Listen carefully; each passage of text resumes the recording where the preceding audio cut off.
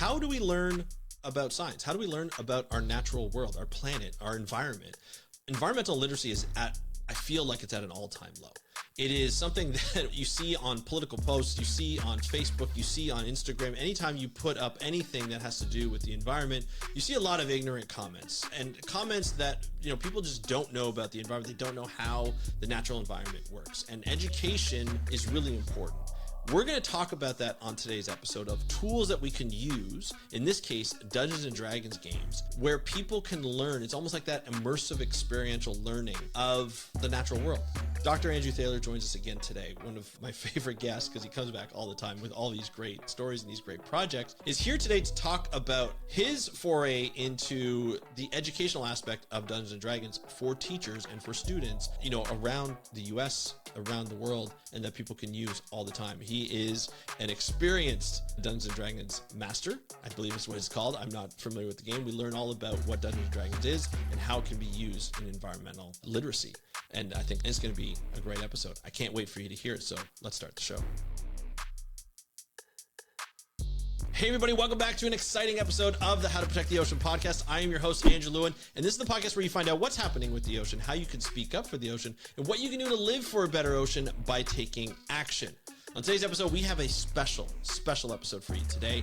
We are going to be talking about Dungeons and Dragons. You're probably like, Andrew, why are we talking about Dungeons and Dragons on an ocean podcast? Well, we got to talk about it because we've got to learn ways and tools to get not only children, but different generations in on learning about the environment, beefing up our environmental literacy around the world. And Dungeons and Dragons is a game that is played by hundreds of millions of people around the world. To be able to tell stories as a community and to understand what adventures are like in storytelling by adaptation, by changing it up, and by improvisation, right? And it's a very fun way of doing it. I've tried to play it once. We talk a little bit about what happened when I tried to play it. It was definitely out of my comfort zone, did it in front of a crowd, but I have such a respect for the game and such respect for the people who come up with these stories and are able to put this all together for people, especially Andrew, who's worked on this for over a year to be able to provide educational tools around the games and how students and teachers can play these games and really understand in the environment without learning about the environment. It's a great way and a great tool to discuss it,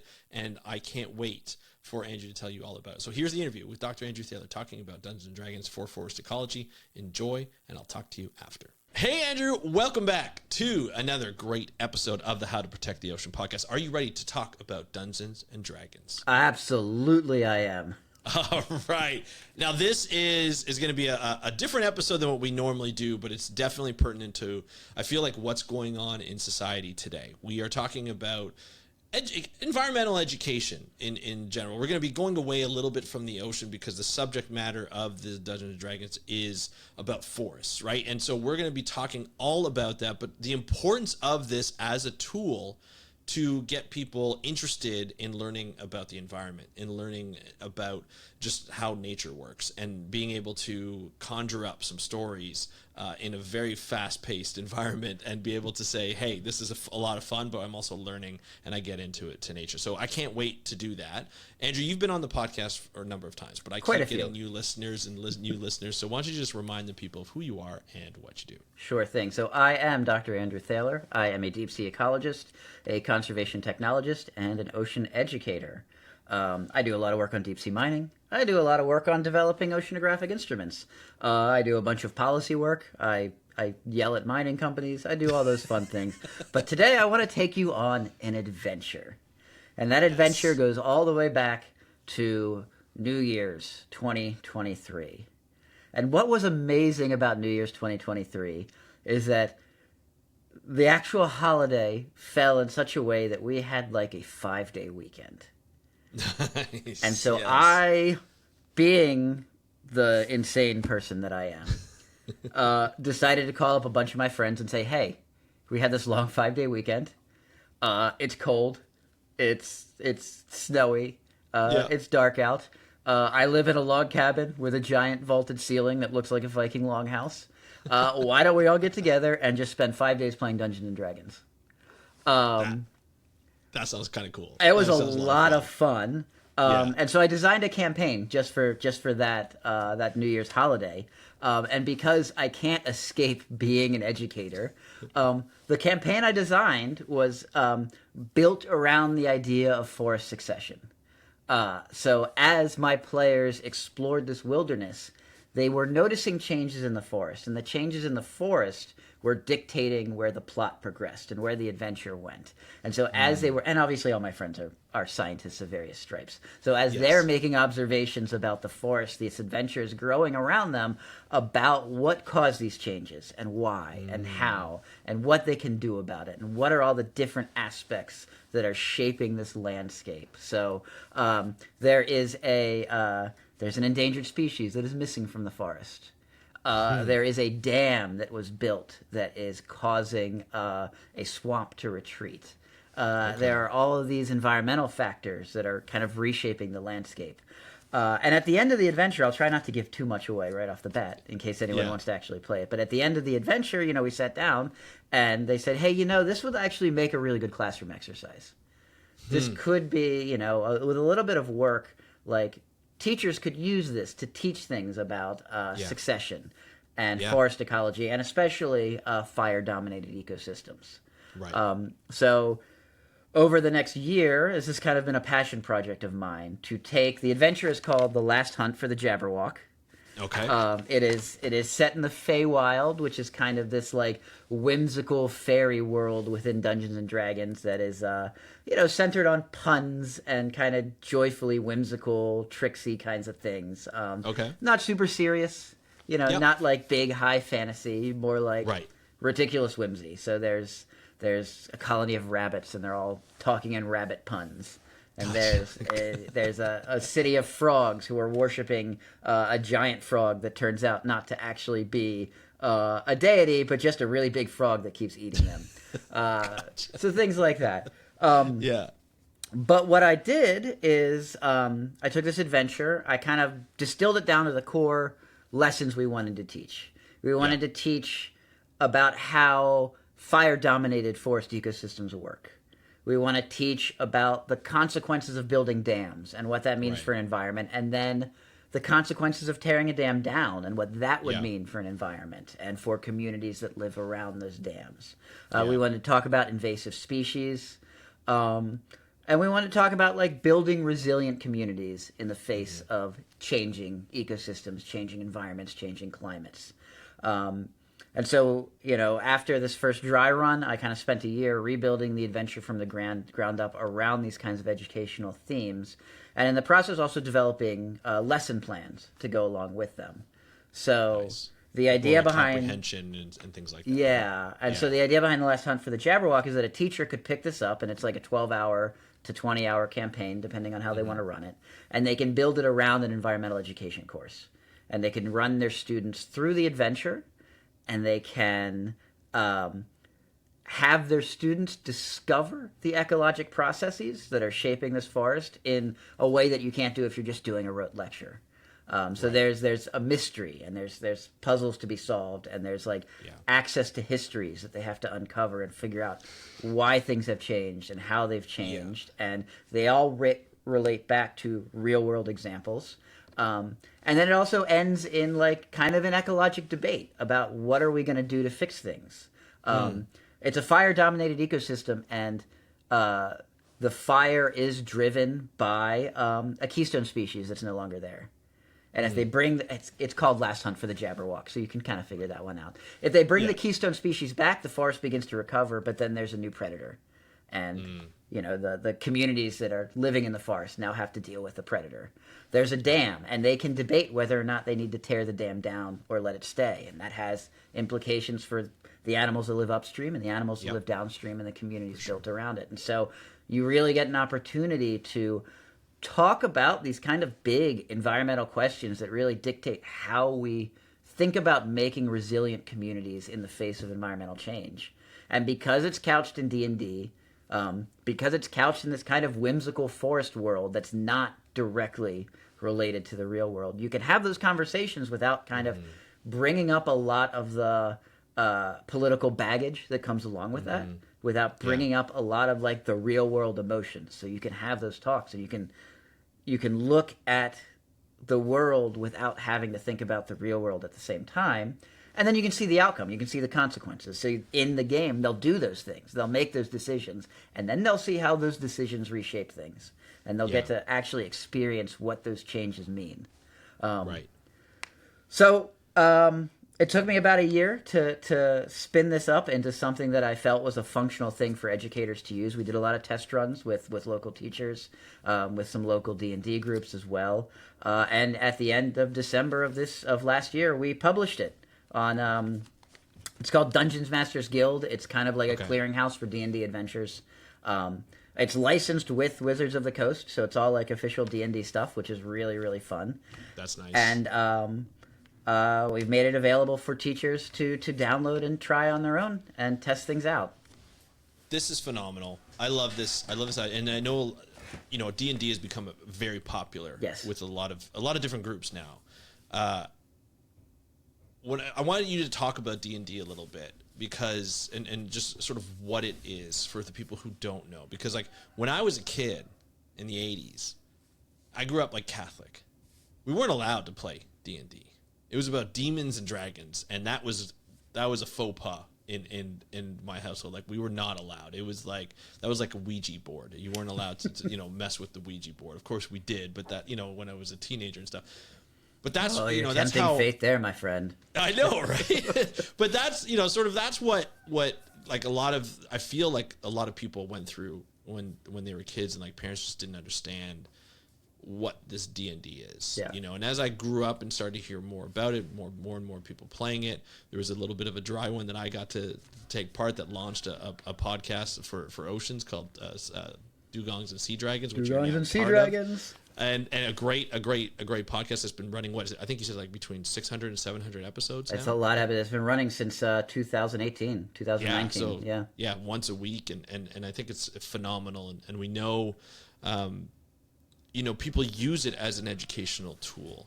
But can you just talk about what, like, just for the audience who aren't familiar with it, what D&D is and how it's really grown over the last few decades? So at its core, D&D is really two things. One is it's a set of rules, and it's a set of rules that allows you to get a group together and participate in collaborative storytelling, in which you can introduce random elements into that story by rolling dice. So functionally, what you're doing is you're sitting around the table with your friends, and you're telling a folktale. And instead of just deciding where you want the plot to go, you add dice rolls into it that dictate how things progress, that change the outcome of events, that create random elements into the story, and then you have to adapt and respond to that story. So you are role-playing a folktale of your own creation in which you are not in complete control of the outcome. Yeah.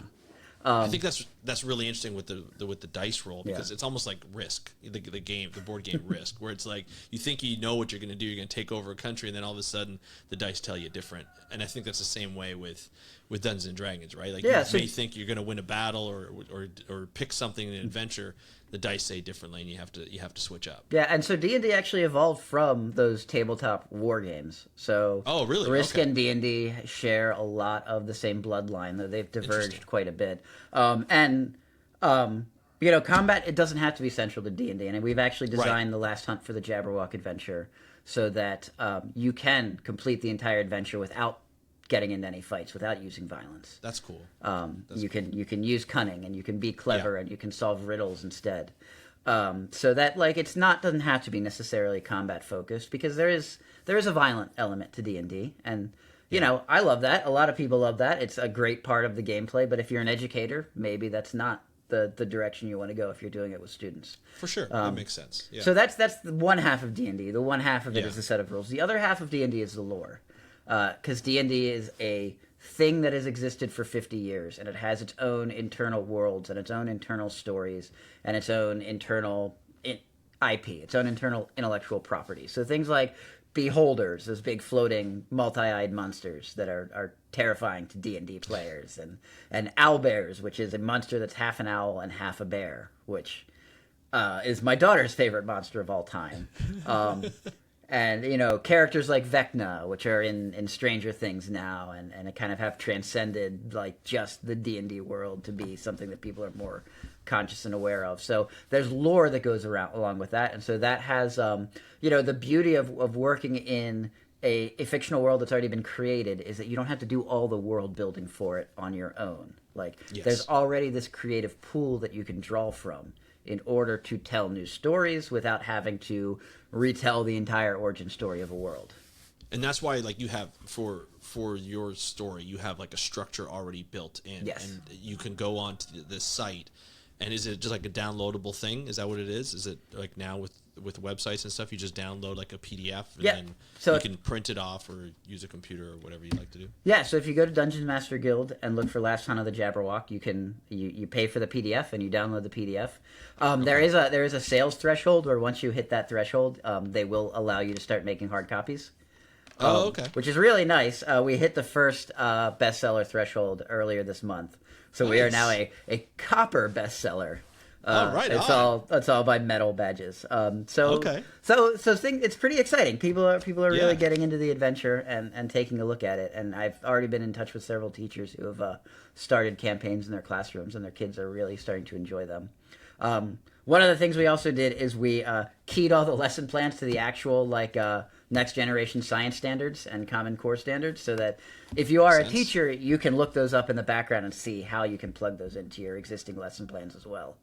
And that's where it really counts when you're talking about, putting them into schools, is making sure that you're following the right guidelines, following the make sure that they're hitting what they need to hit for their course success. With the first thing I assume a teacher would ask is like, does this fit within our curriculum? Yes. And we've put I say we, it's me. I've put a lot of effort into making it as easy as possible for a teacher who hasn't really done a lot of D&D before to pick it up and run it. So there's a bunch of guidance in the back on how to run it as a teacher, how to integrate the lesson plans into the adventure, where to slot different things if they want to. I will say, if you're not a student or a teacher, you can still play the adventure. It's a really fun adventure. You don't have to use the lesson plans if you don't want to. You can just run the campaign on its own as a freestanding thing. But I really think the lesson plans are all about. We have one big lesson plan that dives deep into fire-dominated forest ecology. That looks at things like the Mount Diablo fire in California, which I really love as an example for fire-dominated ecosystems, because it's one of the big California wildfires that didn't result in any property damage or loss of life. It was a pure natural area wildfire, and so you get to study the actual succession without all of the human tragedy that comes with that as well. Yeah, that definitely makes sense. There's lessons on building and removing dams, and then of course, because it's Last Hunt for the Jabberwock, and obviously has something to do with Lewis Carroll, there's a bit on the Lewis Carroll poem as well. So nice. You can share the adventure with an English teacher too. It doesn't have to just be environmental science. And then one of the things I've done is we've snuck smaller lessons in there as well. Okay. So depending on how deep you want to go, there's a whole bunch of side quests that the students can run, depending on time limitations or how excited they are about different things. And so there's a little lesson on invasive species. Nice. There's one on displacing communities when dams are built. Yeah. There's an adventure in soap making where the students are going to spend a little bit of the adventure trying to brew a potion. And slowly, as they do it, they're going to learn that they're actually learning just the real way to make soap out of lye and tallow.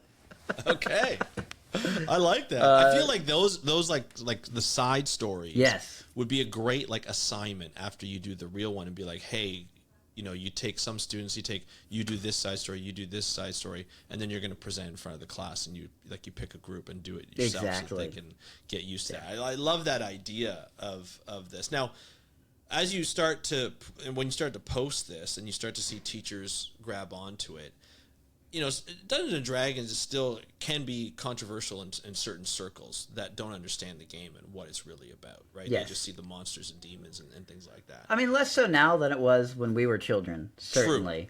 True. I run a campaign with our local public library. So we've had, for 2 years now, have been running the library D&D group. And that's a family group, so we have kids and their parents come in. Originally, the idea was it would be parents and kids playing together the whole time. But you're a parent, I'm a parent, you know exactly what's about to happen. Parents hear that and they're like, I can drop my kid off for 3 hours and go get dinner on my own. So we have a. I'll be at the bar. I'll be at the pub. You guys enjoy. So we have a few parents that show up for the game. For the most part, it's kids, and the Yeah. age range is 7 to 15, which is Perfect. And some older. We've had a couple college kids come in during the summer and just want to play. Okay. And so it's great to have like multi-generational groups playing. Yes. Because then you really get an opportunity. Because how often do 7-year-olds get to like play a game with college kids in a way that they're both just part of it at the same level? For sure. Yeah. Or in the case And of kind our of supporting 7-year-old each kids, other too, right? Yeah, exactly. Because They're it's working like a together. community storytelling. Yeah, they're working together to survive this adventure, to learn about this adventure. And really, honestly, I think every serious campaign needs at least one 7-year-old to just throw a wrench in everything. throw a wrench in everything, yeah. come up with just the funnest stuff, the weirdest For sure. things. Yeah. Yeah, We had yeah. one of my favorite moments of any D&D adventures. We had a 7-year-old. He was playing a wizard, and he was just really into like finding any potion he could and pouring it all over his weapons to make a new weapon. And so he eventually turns his wizard staff into a giant rod of tungsten. And of course, at that point, he's going to be like, "Well, what's tungsten?" Mm-hmm. And I happen to I keep a tungsten cube in my car in case I ever see a Cybertruck. And I want to be like, "Hey, can I throw a rock at it to see if it dents?" With consent. I'm not encouraging you to throw things at Cybertrucks, but like, of course, if you ever get someone bragging about how tough it is, you pull out your tungsten cube and be like, "Hey, can I lob this at it?" Yeah, let's see how tough it is. So I happen to have my lucky tungsten cube with me, and I'm like, all right, well, here's this, and we talk about like metals and density and all that stuff, which is really cool because one of the other kids at the table, his dad's a blacksmith, like a real blacksmith, not a fantasy blacksmith, and so we got to like really get into like big ideas about metals and what they really are and how they function, which so cool. That's the kind of thing that comes out when you let the kids go wild and you have a very mixed table. I feel like there's such a good place for this in classrooms. Yes. Because like I've got 2 teenage daughters. They're 15 and 17. And the biggest thing that they come home with is, I go, "How's school?" What do you think the response is? Fine. No, boring. No. All Boring. right. It was boring because they just, it's a lecture. Yeah. Right? It's essentially a lecture. You're listening to one person talk about a subject you may or may not be interested in. Like, I remember biology. Like, I was not interested in human biology when I went to high school. All my projects were on animals, right? It was on some kind of like dolphin or whale or shark or something like that. I had to get special permission to do those. But, like if you do a D&D type of exercise, you're including the kids in it. Right. They have to know the story. They have to know the stuff, and questions are going to come. Well, they're out, not just knowing the story; they're driving the story. They're driving the story. So functionally, it's experiential education. Like Yeah. the approach I take to building a D&D adventure is the same approach I take to designing like an educational hiking experience, or designing like the hands-on workshops I do with ocean sensor systems and going out in the field on boats. Like it is at its heart, it's all that same experiential education policy. It's just, with D&D, you don't have to organize a field trip. Right. It's so, like the cheap way of doing things. Yeah, in so they essence, can get but that in a good way. They get that experience. They get self-confidence.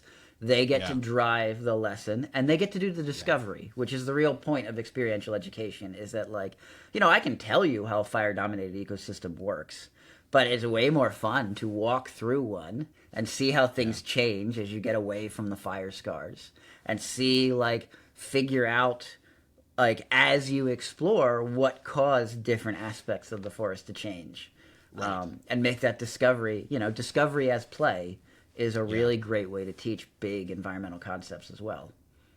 Yeah, I love this idea. I really do.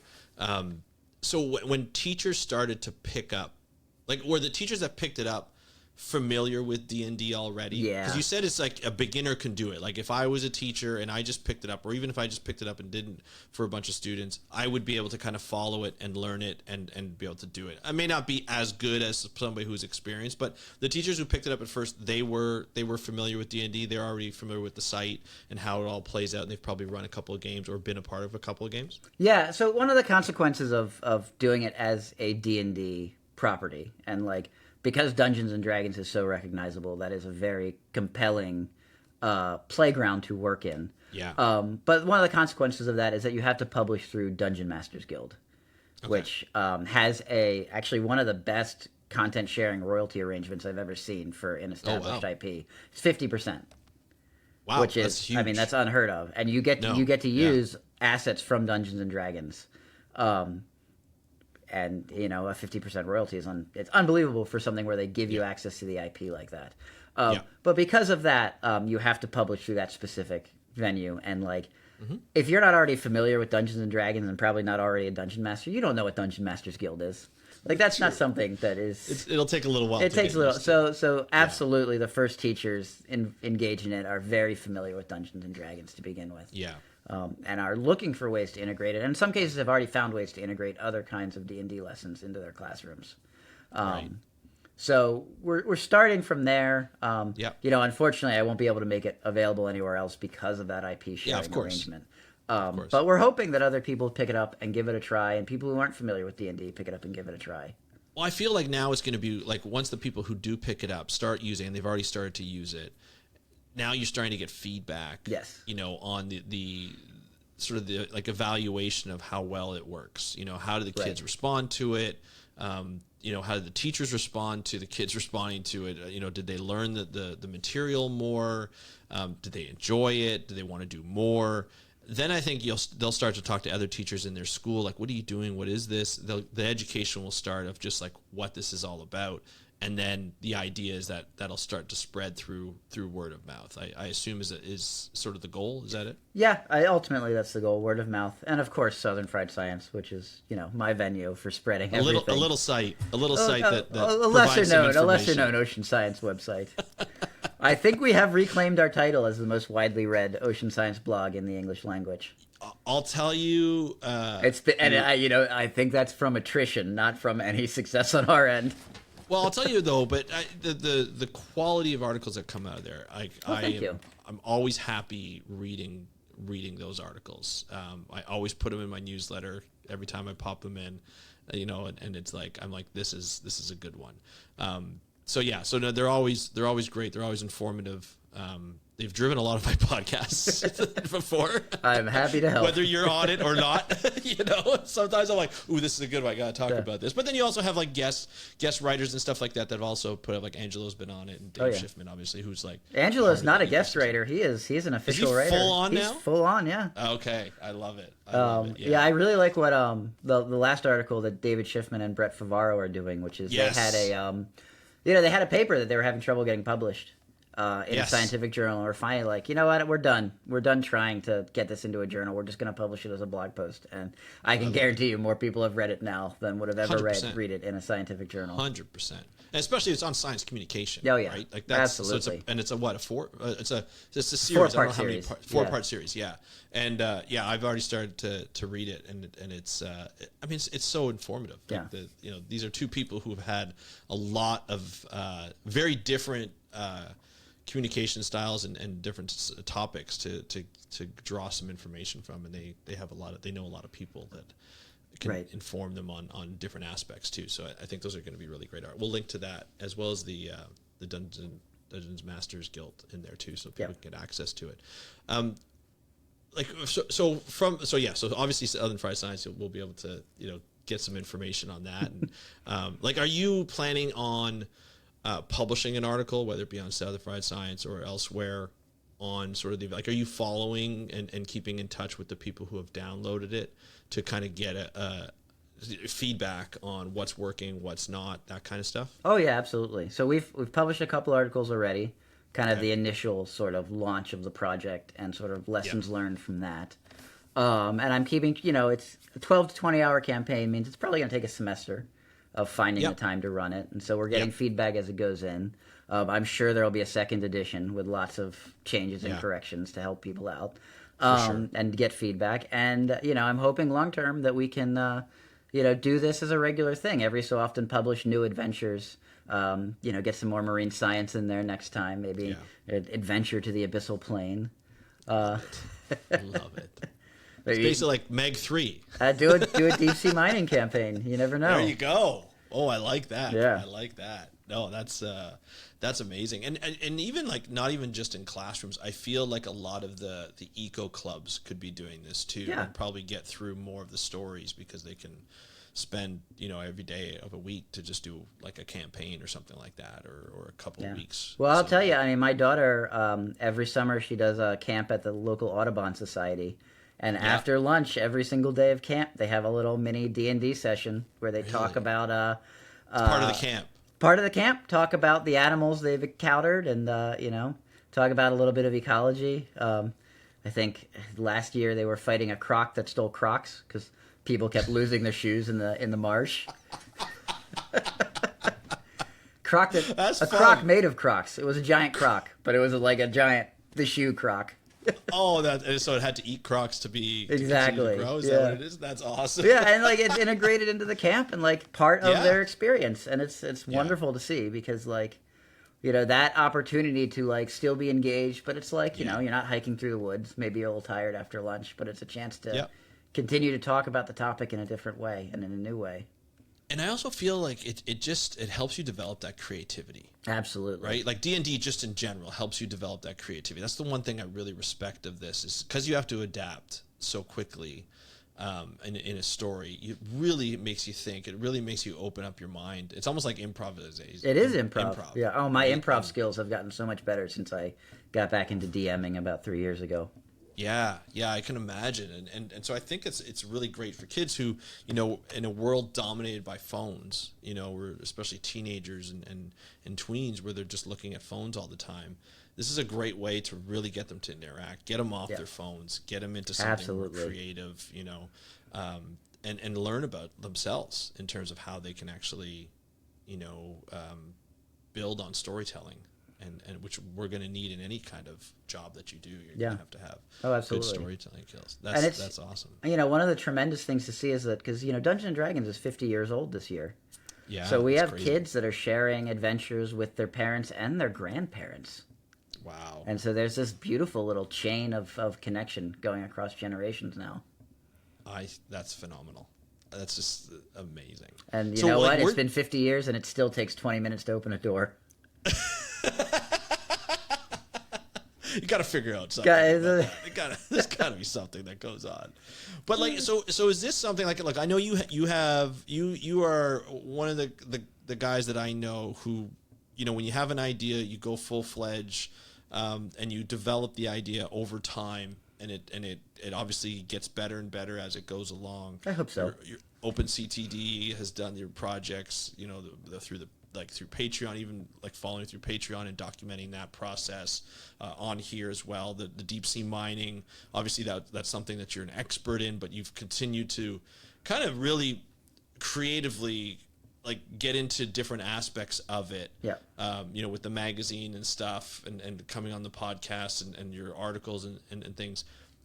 With this project, obviously you're going to develop it even more through feedback. And you're talking about doing maybe different scenarios, different storylines and stuff like that. Like, how much time are you ready to dedicate to this type of project? So that is an interesting question. And in addition to the kinds of projects I do, I always have to do like an ROI analysis of things to figure out like where I need to invest my time, because in addition to being like a very silly, whimsical man, I also have a mortgage. So this was a nights and weekends kind of project for the last year. And I'd like to see it break even before I really focus on the next big project that's Yeah. kind of D&D focused. I commissioned a lot of art for the actual campaign, so that there's visual aids to kind of capture the spirit of the adventure, and because I like commissioning artists and paying artists to do good work. Of course. So there's what they're worth, too. there's no AI art in it at all. It's all original art from Aaron Anderson. Nice. We designed a lot of maps, so that was mostly me, but building maps is very time intensive. Yes. So once I hit the break even point, I'll have a better idea of like what I can do pushing forward. Yeah. In terms of like actually generating these pretty consistently. Like I'm always like, I run a D&D campaign at my library. I run one with my family, and I have the podcast as well. So like I'm steeped in it all the time. I've got a million notes. But really getting, the hard part was not the D&D campaign. The hard part was making it work as an educational tool. Yeah, of course. And building out the lesson plans and making sure that the adventure matched what we were trying to teach and was, adding to that lesson rather than kind of distracting from it. No doubt. So, that takes a lot of work. And, I think I probably committed about a month of my time, full time, to just doing the copy editing and getting all the layout and everything, and doing some of the testing and making sure it all made sense. So it's not a small chunk of time. No, for sure. And it's obviously it's labor. The problem with labors of love is that labors of love don't pay the bills. Well, and, I but mean, we're hoping. is this something that like do people who publish these manuals on the guild, can it be a business? Can it absolutely can be. Yeah, like a revenue generator for you think over time? I think the niche I'm working in is so small that it probably won't ever be a serious revenue generator. Right. If it breaks even, that'd be amazing. Gotcha. Because you're hoping for. If I can predictably have these projects break even, then I can commission new art and invest the time into making the next one without worrying too much. Yeah, for sure. There are absolutely people who make a living just publishing D&D modules. There are professional dungeon masters who their entire career is running D&D campaigns. And that sounds like an awful lot of fun. I wouldn't mind doing that. Wouldn't that be great? I mean, you write them already. It's like let's just make a business out of it. Yeah, I mean, it is a lot of work. Like those guys are full on creatives in a way that like I mean, you've described my workload. I'm not consistently focused on any one thing long enough, I think, to pull something like that off. But there are some great people out there that are putting together some amazing campaigns. And some of the other guys on the podcast, on the Dugongs and Sea Dragon podcast, have published other educational supplements. So Nice. there is Scientific Secrets of the Salt Marsh, where they've turned real ocean animals into D&D monsters with stat blocks and little like lessons about their behavior and ecology around that. Love it. Scientific Secrets of Icewind Dale, which is all Arctic animals. That's so cool. So there are other ways to do it as well, and there are some great resources out there. That's amazing. Like, can you send me some of those links? We'll put them in the show notes so that people can get access to them, because I want people to really understand, the value of what's been put in, but also like the value of the education tool that this can be. Whether you're a teacher or not, you just want to play with your family or something, or your friends, or your kids' friends. Like that I think is a great idea. Let's switch to the educational aspect of and just like environmental literacy in general. This is a great tool, and it may not work for everybody. Obviously, it's a niche where like people who play the games, which probably we're talking like millions of people play Dungeons and Dragons, right? Is that what we're looking at? It's the most popular tabletop role playing game in the world. Yeah, probably. So I wouldn't be afraid to say probably hundreds of millions at this point. Right, right. So there's a lot of people to do this, and like I feel as though over especially this last decade, we've really seen just the lack of environmental literacy from people in general, right? And that's had some serious consequences politically, from a policy standpoint. We've discussed it a number of times through the number. Every time I think you're on, we kind of discuss it. Where do you see, people like yourself, people like me, David Schiffman, and everybody else who's involved, people who have podcasts and YouTube channels and, Dungeons and Dragons games and everybody is trying to do their education in their own kind of circles and their own kind of networks, whether it be online, whether it be locally. what do you think we need to do as a collective to really start to nail down this literacy for people? Yeah, so I think the broader issue that we're all kind of touching on is this idea of nature deficit disorder, Right. which is, and I hate doing the kids these days thing because it's obviously not the kids' fault. Right. We have built a society in certain parts of the world, certainly certain parts of the developed world, where children don't have the same access to wild spaces that even we did growing up, dare I say 40 years ago. Yeah. Yeah. I live in a very rural area. Right. I live in the wood. I'm like, if we're doing video here, I'm in an actual log cabin in the middle of the woods right now. Like, my daughter. Your walls are made of wood. My daughter raises chickens. Right. And I grew up in Baltimore City, and I still remember having much more access to large, like state parks, green spaces. Yeah. large green spaces that even out here, I don't think my daughter has nearly the same access to, because she can't just hop on a bike and ride 20 miles away the way we used to. Yeah. The roads are less friendly. Yeah. They're not designed with pedestrians in mind. We've stretched kids out into the suburbs in a way that, like, suburbs are kind of like the graveyard of green spaces, because they not only do they deprive people of green spaces by overbuilding and developing on them, but then they also make it much harder to get to the existing green spaces because they've sprawled you out in these kinds of massive housing complexes of private property.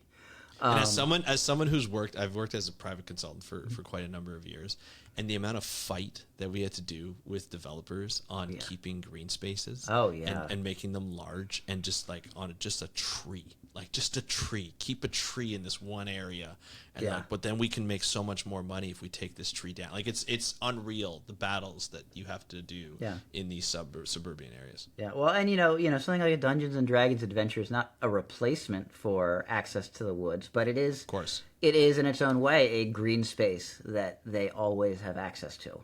Yeah. So it just provides a different connection. tool for engaging with nature. And one of the kind of tragic thoughts that occurs to me every couple of months is that, like, when Rachel Carson came out with Silent Spring, about DDT and the decline of bird populations, the central thesis was that we don't hear bird songs as much as we used to anymore. And that struck such a powerful chord that it fundamentally created the environmental movement.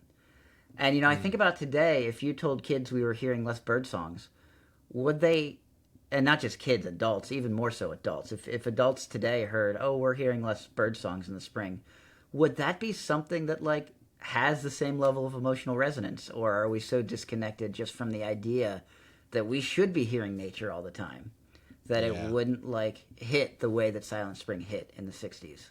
Yeah. No, it's true. I mean, there's that sort of point of reference that we have. There was a paper that was written a number of years ago where they talked about the people who saw coral reefs back in the 60s have a different idea of what coral, the people now have a different idea of corals compared to the people what they saw in the 60s. But we don't know. It's the frame of reference. We just don't know what it looked like. Even our generation's changed since then. So if you play Last Hunt for the Jabberwock, shifting baselines is in there. And it's not in there in an explicit way. It's there in an implicit way. As you meet different characters, they've experienced the forest through different time frames. And so some people will say that the forest is amazing and doing great right now. And some people will talk about how great it was 20 years ago. And, it's D&D. You can have 1,000-year-old characters. They'll talk about, what it looked like 1,000 years ago. And the players have to piece together, like, what was the natural state of this forest? Because the baseline has shifted depending on who the observer is. It's amazing. It's such a good tool. It's such a fun. It sounds like such a fun idea. It's awesome. I've only played it once. I wasn't comfortable playing it. It took me out of my comfort zone. I remember that we kind of hacked a game of Cyberpunk into it at the same time because we were texting back and forth while you were playing on stage. But it's one of those things. I have a lot of respect for it because it puts you in that creative mode, and if you're not ready for it, you're not ready for it, right? But I think as you play it more and more, and just kind of make sure that you could, like, for me, it's like you got to be you got to be, and obviously this was in front of a stage of people, so it was a little bit more. Yeah, you got thrown into the deep end. You didn't just play a game of Dungeons and Dragons. You played a game of Dungeons and Dragons in public on a stage, having heard about it an hour and a half ago. It was a little bit quick. But now, with that said, what you did is continuing on today. Like, true, you laid a foundation that has transcended. I mean, it's a D&D podcast that's been running for 6 years now. Yeah. And I like, it was fun. I had a good time, but I should say that Melissa Marquez learned just as fast as I did, and she kicked butt in the storytelling compared to what I was doing. It was she got into it, and she was great. We were joking about it, but she did a phenomenal job. Well, and she's a natural born storyteller. I mean, the children's books she's been putting out are excellent. My kids got all of them. Yeah. Yeah, it's unreal. They're a lot of fun. I love this aspect. So this is something that's going to continue on for a little bit. This story is already up there. People can download it. We're going to put the links in the show notes so that people can get access to it. Andrew, it's always a pleasure to have you on. You know, when you contact me, he's like, "Hey, do you want to talk about D&D on the podcast?" I'm like, "Yes." I think what I actually said is, "Please, for the love of whichever deity you believe in, can we talk about something not American politics?" Yes. I just want to talk about something different for a change. Yes, let's put it on a positive stage. And to be honest, I've been talking a lot about it on the podcast, the whole political sense. And so now it's nice to just be like, hey, look, there's a need for different educational tools to really increase our environmental literacy. This is a great way of doing it. Obviously, hundreds of millions of people are playing it around the world, and this is something that we can tap into and be able to do. So I highly recommend that people support not only Andrew's efforts in this, but also the ability to grow environmental literacy through this D&D game. So can you just say the title one more time? So the title is The Last Hunt for the Jabberwock, a Feywild Adventure in Ecologic Succession. There's also a map pack if you want full-size maps for the players to play on, if you do playing D&D with miniatures. And I'll give you a link with a discount code in it too, so you get a little bit off the price. That. Take care of the audience. Absolutely. This is awesome. All right, Andrew, thank you so much for joining us again. Obviously, it's always a pleasure, and can't wait to talk to you next time. I'm looking forward to it. All right, thank you. Thank you, Andrew, for joining us on this episode of the How to Protect the Ocean. It's always great to have you come on because you always do these creative projects that, are not like regular projects that we see around the world. You bring them to us every single time, and it's always unique. It's always fun, and they're always I'm going to say it, like genius. They're brilliant in terms of getting people to understand and make yourself aware of the environment and beefing up our environmental literacy for people, which we know is really low right now. And so I love the fact that you're using Dungeons and Dragons as a game, not only with your family, but not only at your local library, but you use it, on a podcast, and that gets published to like a lot of different listeners. For anybody who wants it, we'll put that link to the Dungeons and Dragons game and the podcast. And, now you do it for teachers so that they can pick it up and grab it. So I highly recommend that people go and grab it if you're interested in playing Dungeons and Dragons. And if you've played Dungeons and Dragons before, you know where to go. But I'm going to put the link in the show notes below this episode if you're on YouTube or if you're on Spotify. This is going to be in the show notes if you're listening to this on any kind of podcast app, or you can go to speakupforblue.com, and the link to the show on our website is on the show notes, so you can go right there and you can download it. This is a fun way to learn about the environment. It can be expanded in so many ways for so many different topics, but it really just talks about the fundamentals of ecology, of biology, of marine, and even in this case, forestry, but it has so much potential for learning in the future. I think it's a great way to learn, and I think it's just a fun way to enjoy it. So go to the show notes, download it, try it out. I'd love to hear what you think, and so would Andrew. Let me know in the comments below. And also, if you want to get a hold of me, you can do so at Instagram. The handle is at How to Protect the Ocean. So you can go, just DM me. Love to hear your thoughts on this. And don't forget to subscribe to our YouTube channel. Hit that notification bell so you get every episode Monday, Wednesday, and Friday. And as well, you can go and subscribe to your favorite podcast app, or go to speakupforblue.com/podcast to see every episode, or watch every episode and listen to every episode of this How to Protect the Ocean podcast. Thank you so much for joining me on today's episode. I'm your host, Andrew Lewin. Have a great day. We'll talk to you next time, and happy conservation.